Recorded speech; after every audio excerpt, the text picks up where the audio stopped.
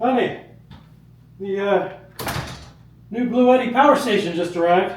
Yay! Just what we need. Another LFP power station. Nah. It's not lithium NMC, is it? Nah. Well, what is it then? It's nah. Okay, enough horsing around. This is the new Bluetti Pioneer NA.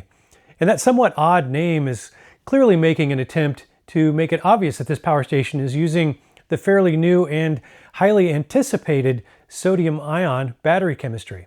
And as far as I'm aware, this is the very first portable power station on the market to feature this new battery chemistry. So in case you're not aware, for the past decade or so, we've actually really only had a couple of choices for power station battery chemistry. And for the first half of that decade or so, lithium ion, sometimes referred to as a lithium NMC chemistry, was the dominant chemistry. And while lithium NMC is still the leader in terms of energy density, in the past 2 or 3 years, it has been all but completely replaced with lithium iron phosphate as the preferred battery chemistry due to significantly longer service life and the fact that while not completely fireproof, lithium iron phosphate is actually much more fire resistant than lithium NMC. But since both of those chemistries actually rely heavily on the element lithium as their cathode material, both of those can still be significant fire hazards in very rare and specific circumstances. Another significant drawback with lithium-based chemistries is that, generally speaking, they don't really perform all that well in sub-freezing conditions. Now, lithium NMC is a little more tolerant of cold than lithium iron phosphate, but the differences really aren't all that significant. So about 2 years ago or so, we started hearing about a promising new battery chemistry called sodium ion, which, as the name suggests, ditches the lithium cathode material in exchange for a sodium-based cathode material. And in doing so, it significantly further reduces any susceptibility to fire that lithium-based chemistries have. And it also provides a much better tolerance for operating in sub-freezing temperatures. And so now, starting with this new Bluetti Pioneer NA power station, we have a power station option that can operate all the way down to negative 13 degrees Fahrenheit without needing to be kept above 32 degrees Fahrenheit. And for people using these things in the Northern Hemisphere, that's going to be a very welcome new option. So that said, it is important to note that sodium-ion batteries are not quite as energy dense as lithium-based batteries. And so when you look closely at this Pioneer NA, which many eagle-eyed viewers may recognize as what appears to be a Bluetti AC-180 with a cool glacier blue housing instead of that usual dark gray housing, you'll find that it is basically an AC-180, but with sodium-ion chemistry instead of lithium iron phosphate chemistry. And it does have a slightly smaller inverter, which means that instead of the 1800 watt inverter that you have and the 1152 watt hours of capacity that you get in the AC-180, this Pioneer NA has a rated output of 1500 watts and a 900 watt hour capacity, but it still weighs in at pretty much the same 35 pounds as the AC-180. And it has nearly the same AC and solar charging capabilities, enabling you to charge via AC at up to 1800 watts, which is actually slightly better than the 1440 watts of the AC-180, and then also via solar at up to 500 watts, with a max input voltage of 60 volts, capped at 10 amps, the same as the AC-180. But unlike the AC-180, you can actually dual charge via AC and solar at the same time, up to a total of 1900 watts. And that would enable you to fully charge this Pioneer NA in well under an hour. All right, so enough spec talk. Let's put this new sodium-based power station through the paces and see how it actually performs. All right, so as I mentioned, one of the big advantages of sodium ion over lithium-based battery chemistries is their tolerance for extreme cold. So I'm actually going to put this Pioneer NA into my DC freezer. And this thing will go down to -4 Fahrenheit. That's the coldest I can get it. So I'm going to let this thing sit in there for 12 hours, and then we're going to see if we can discharge and charge it. Charging is the key because pretty much all lithium-based power stations will not let you charge below a core temperature of 32 degrees Fahrenheit. You can often discharge down to, I think it's, I want to say down to 12 degrees, but you can't charge it below 32 degrees Fahrenheit. So we're gonna see if in fact we can get away with that on this power station. So let me get this test going. All right, we are nowhere near target temperature yet. There we go, fits in there nicely. Now I have just powered this fridge on, but if I start to adjust the temperature.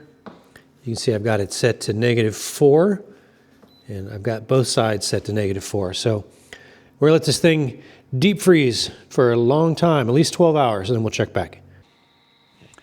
All right, it is 8:30 at night, and it has been about 14 hours since I put the Pioneer NA into the freezer. So let's go see how it's doing. The freezer side is actually at -4, and the fridge side where I have the Pioneer NA is actually at 1 degree Fahrenheit. All right, so I have got this heater attached, just an oil heater. I'm gonna put it on low, and you can see here on the app, pop up on screen, we're gonna pull about just under 700 watts. And we're just gonna let that run all the way down. And then we are gonna see if it's frozen tomorrow morning, if we can charge that thing back up.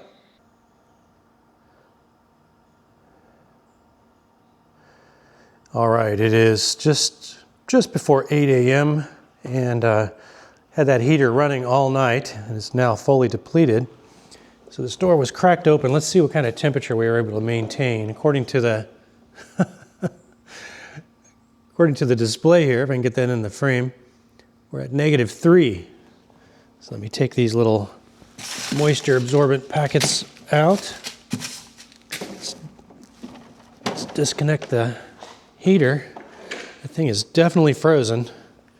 Let's take a look here. -4 is what we're reading on the bottom. All right, let me grab a power source here. See if this thing will actually take a charge at this crazy temperature. I'm gonna have to put the camera down just for a moment so I can get to the side of this to plug it in. I heard the relay click. Let me pull up the mobile app. I can see the display on there. It's pretty frosty. All right, I've got the mobile app up on screen there for you. Let's see if we can connect to this thing. I tried a minute ago and it was completely off because it wasn't charging. And it looks like we're connecting. And we're pulling in 800 watts from the grid power. And we are now starting to charge. Just kind of curious if it shows temperature anywhere in here. Don't see temperature in the app. But while we're in the app, just a quick flyby here. You can see we can turn the AC and DC ports on and off. And then if I go up to the upper right-hand corner to the settings bolt, here's where you can set a Bluetooth password. And the homepage display there is just basically telling you whether you want to include that status of this particular power station on the homepage. As you can see, I got power lifting off. There are 3 charge modes: standard, silent, and turbo. So silent is obviously what we're on right now. I don't think I had it set to silent before, but I think that maybe it's doing that to slow charge because it is so cold. Then of course you can do upgrades here if you get any firmware updates, and you can set the screen timeout. Eco is a little more interesting. Eco is where you can set the timeouts for the AC and the DC output. So if I were to turn a timeout on, say, DC, you can see it opens up a timer. It'll shut down in 4 hours, and then I can also set at what the threshold is. So you can say between 5 and 10 watts. So they give you a pretty fair amount of granularity there to be able to do that. And yeah, I think that's just about it. Yeah, one thing I don't see on here that would be really nice in the mobile app would be to be able to limit the state of charge. So if you're using this in UPS mode, maybe you don't want to keep it at 100% state of charge all the time. So in that case, maybe setting it to 90% might extend the overall service life if you're using it as a UPS all the time. But at least for now, doesn't appear to be a feature. So yeah, that's the Bluetti mobile app, kind of just the basics. Now, one thing I do want to point out is that the firmware actually controls that when this thing is in such a cold state like this, it will maximize or limit the state of charge at 70%. So it won't charge past 70% until it warms up a bit. But we are charging this thing right now, and we're just now switched from 0 to 1%, and we're pulling in 126 watts off the grid. And this thing is an absolute ice cube. I mean, the display is completely frosted over. So that is what makes this sodium ion based power station battery chemistry a potential game changer for many people. Because with lithium based battery chemistries, you just simply cannot do this. So, pretty good stuff. This is the real deal. All right, let's do a DC discharge capacity test on this Pioneer NA. I do have it fully topped off at 100%. Let me go ahead and turn on the DC outputs. And let's see what we are reading here. We are reading 13.5 volts. I've got this dialed in at 10 amps. So let me go ahead and give it a start. We're pulling a full 10 amps, no problem. So just under 130 watts. Let's let this run all the way down. And with 900 rated watt hours, let's find out how many actual usable watt hours we get through that DC port. Bluetti says it's going to take about 8 hours. So we'll check back in the morning and see how many watt hours we actually get. All right, looks like our DC discharge test is done. Let me just double check. And we're reading 0% state of charge. So let me zoom in over here for you and we see what we got. All right, if you can make that out, we got 722.8 watt hours. Now that's out of that rated 900 watt hours. So that is a respectable of rated capacity out of the DC ports. All right, let's get this guy fully charged back up and we will do an AC discharge capacity test through the AC inverter. All right, as you can see, we're fully recharged back to 100%. Now let's do that usable capacity test out of the AC inverter. So to do that, I'm going to use my little watt meter here, plug that in, turn the AC inverter on, and let's first check to see what kind of voltage we're reading. 121 volts, so that's outstanding. And let me go ahead and plug in a load. This should be somewhere around 300 watts, which would be about 0.2 C discharge rate for this 1500 watt AC inverter. So I want to point something out. Notice on the watt meter, we're reading about 330 watts or so. And over here, we're reading somewhere between the upper 400s and low 500s, and it kind of bounces around a little bit. So what that actually is happening there is this is actually the meter on the Bluetti is showing me volt amps rather than watts. And so what's the difference there? Well, unless you're connecting a purely resistive load, the power factor is not going to be 1.0. It's going to be something less than that, which means there's some inefficiency in this inductive load that I have connected. And so we are actually, since there is some inefficiency there, there's actual power and then there's reactive power. So, and the reactive power is actually causing work for the AC inverter here, but it is, the result is we're actually still only pulling technically 320 watts, but we're getting a bigger number here because the load is not an especially efficient one. So just to point that out.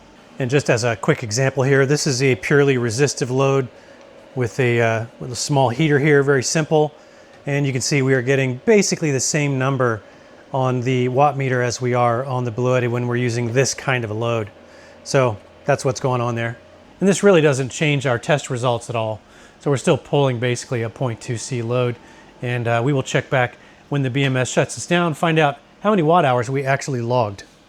All right, looks like our AC discharge capacity test is done on this Pioneer NA. Let's just double check, see if we are at 0% state of charge.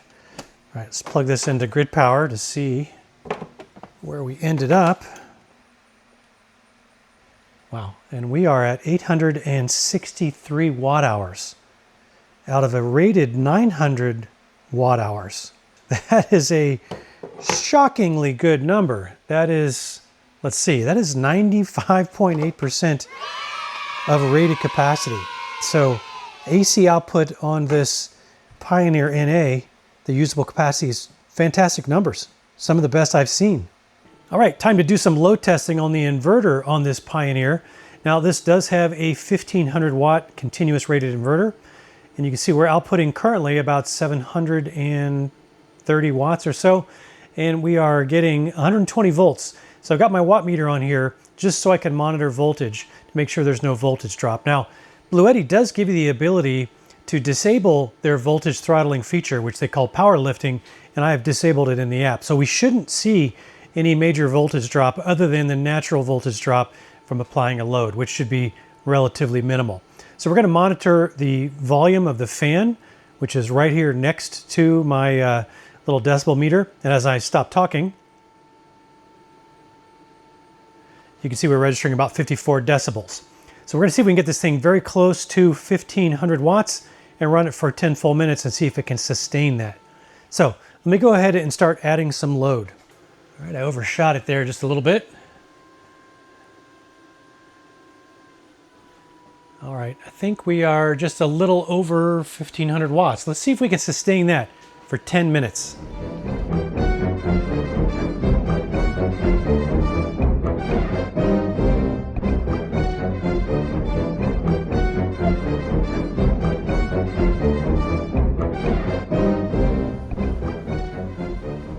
All right, that is a pass. 10 full minutes at just a little over that 1500 rated continuous watt output. And I've been watching the decibel meter. I think the highest I saw on the fan noise is about 56 decibels. And again, that's right up on top of it. It's obviously lower than that from about, just a small distance away. And even though this is dimmed, we should be able to see that we stuck pretty solid there at 119.6 volts. So let's find out where the tripping point is on this Pioneer NA. Let's take it up 100 watts and see if we can trip this thing. All right, we are now jumped up 120 watts over rated. Let's just give it a minute and see what it does. And again, I've turned off powerlifting, so it will not throttle me. And as you can see, our voltage is still holding steady here. Let's see if we can go a full minute at 120 watts over rated. All right, it's been a full minute. Let's take that up another 100 watts. And by the way, when I'm not talking, you'll notice we're still under 60 decibels, so that's very good.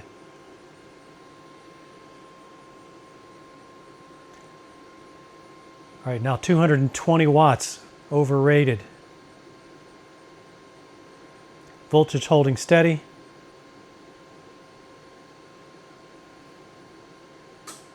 And we just tripped. So a minute and 40, call it minute and 45 seconds, and we were a solid 200 plus watts overrated, and we sustained that before the overload protection kicked in, which is exactly what you want this to do. So load testing on this power station is a definite pass. All right, I've got this Pioneer NA completely depleted, 0% state of charge. Let's find out if this will wake and charge on its own from a fully depleted state overnight when the sun comes up in the morning. Now, this does have a DC 7909 connector, which is interesting. I really wish this was XT60, but it is a DC 7909. And so we're going to connect basically 400 watts of solar to this. Now, the panel I'm connecting has a volts open circuit of about 37 volts and a short circuit current of about 14 amps. Now, according to the specs on this, it has a max 500 watt input up to a max of 60 volts, and that's the key spec. So I'm only going to be putting in somewhere around 30, even though the volts open circuit is 37, I'm probably going to be putting around 32 to 35 volts max once the sun comes up tomorrow. Now, this does clip at, let's see, 10 amps. So the panel that I put in actually clips at 14 amps. So I'll probably be leaving some solar capacity on the table with this panel because I can't accept the whole 14 amps. This charge controller will only pull 10.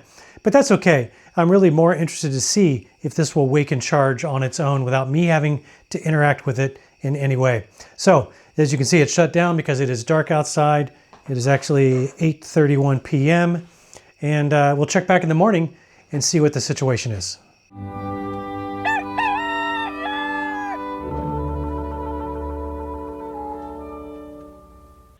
All right, it is about 9 a.m. the next morning. It is a drizzly, overcast day. And despite that, we are getting a trickle charge here of about 20 watts. We're up to 1%.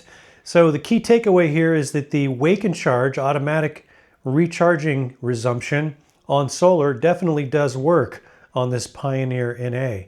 So that's cool. That's a definite pass. I'm going to leave this plugged in and let it charge off solar throughout the day, even though we're really not expecting much, if any, sun.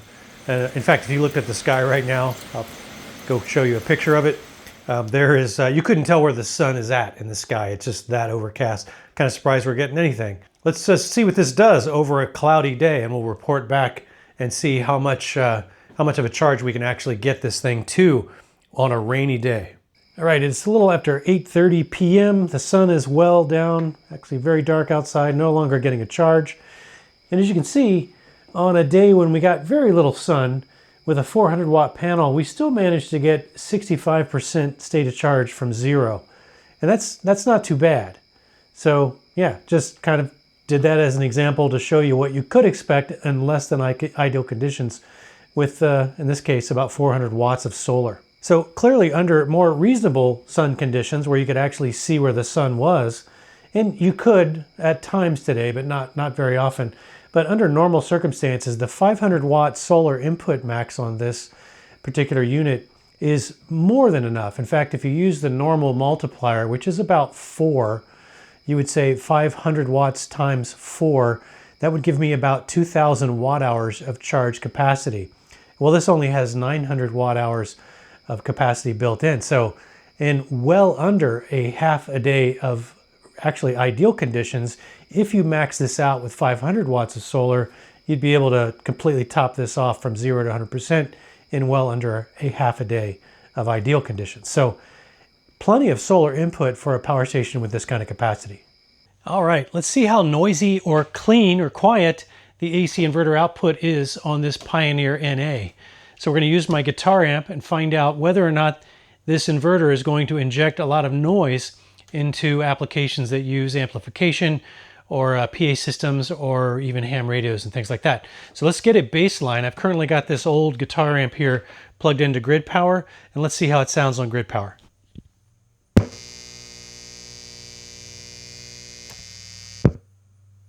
All right, so you'll have heard a little bit of a buzz because I boosted that about 9 decibels just to make sure that you could hear it.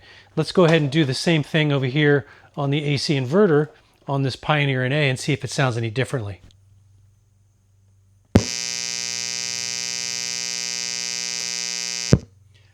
Okay, yeah, pretty clear difference here. I would say that there is a significant amount of noise being injected from the AC inverter output. And if you were planning to use something like this for for voice amplification or for guitar amps, ham radios, or things like that, you would definitely want to use a line conditioner to clean that up before powering those kinds of devices, because as you heard, it does introduce quite a noticeable buzz. So just something to be aware of. All right, let's do the power tool test on this Pioneer NA. Now, this is only a 1500 watt rated AC inverter, and I usually like for these power tool use cases to be using something in that 2000 watt and higher rating. But we'll see what we can get away with. Now, I do have power lifting turned off in the Bluetti mobile app, which means that it will not or should not voltage throttle on me. So we're going to see what happens here. I've got this up here just so we can monitor the voltage, which without any load is currently outputting a nice solid 121.6 volts. All right, so we're going to start with my 3 horsepower, 8 gallon shop vac. And this has a inrush current of, let me think, 34 amps. So let's see what this does with this 1500 watt power station.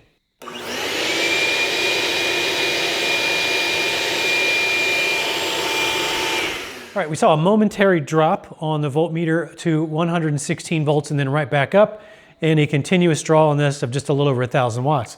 But it definitely handled the shop vac. All right, so next up is the 10-inch Ryobi table saw. Now this thing has a little bit more significant of an inrush current at about 51 amps.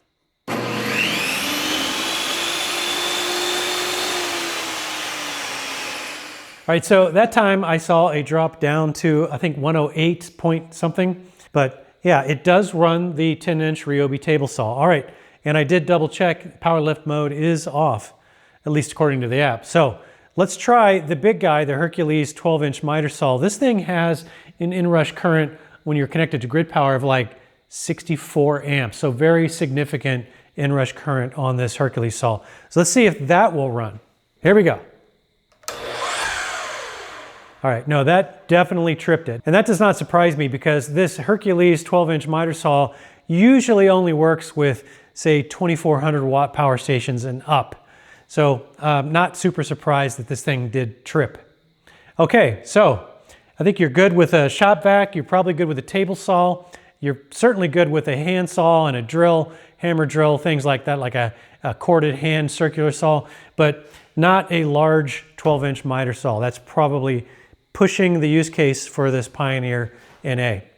Okay, let's wrap up with some final observations. So as we saw in the inverter noise test, this power station is probably not a great choice if you were specifically wanting to use it for a remote power source for things like PA systems or guitar amps or even ham radio type applications. But aside from that fairly narrow use case, the Pioneer NA is otherwise a very solid performer. And as we all know, normally you have to take that spec rating capacity number for the battery for any power station with a grain of salt. But at least with this sodium ion based Pioneer NA, it turns out that you do get almost that full 900 rated watt hours of capacity, which was extremely impressive. And as you saw, it even managed to run most of the power tools in the power tool test, except for that big 12-inch miter saw, which does have a massive 64 amps inrush current. Now, per usual, I did also test the AC inverter's idle consumption off camera. And unsurprisingly, given that crazy good usable capacity number we saw out of the AC inverter, the idle consumption on the inverter calculated out to a very impressively low 7.2 watts, or 0.8% of overall capacity per hour. Now, Bluetti's tech specs actually only claimed idle consumption number of about 9.5 watts, which is also a very good number, obviously. But for whatever reason, this particular unit seems to be just a bit more efficient even than that published number that Bluetti gave me. So good on Bluetti for under-promising and over-delivering on that particular spec. Okay, let's talk about warranty and price. Bluetti says that this Pioneer NA is rated for a full 4,000 charge and discharge cycles. So that should give it somewhere around a 10-year service life. And like Bluetti's other power stations, Bluetti does warranty this for a full 5 years. Now, during their launch period, which is between now and I think December 15th, 2025, this Pioneer NA will be available for the early bird price of $799. But Bluetti was also kind enough to provide me with a coupon code to share with you guys that'll bring that final price down to about $735. And per usual, I'll leave the appropriate links and that discount code down below in the video description area if you are thinking about taking advantage of this early bird launch pricing. So I think especially if you're looking for something in that mid-range power station class of 1500 watts that can be charged and discharged in sub-freezing weather, unlike most lithium-based power stations, and you're looking for the safest possible battery chemistry currently available for some added peace of mind, I think you might just find that this Pioneer NA is worth its salt. Sorry. Okay, hopefully you found this video informative in some way. If you did, please consider clicking that like button down below for me. I'd very much appreciate that. And maybe consider clicking that subscribe button too while you're down there if you're not already a subscriber. I do offer my sincere thanks for spending some of your valuable time with me on this video today, and I do hope you'll come back and join me for the next one. Until then, have fun out there.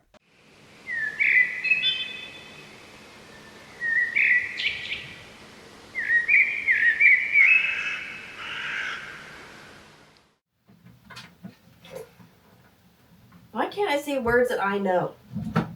I don't know what lithium iron phosphate stuff is.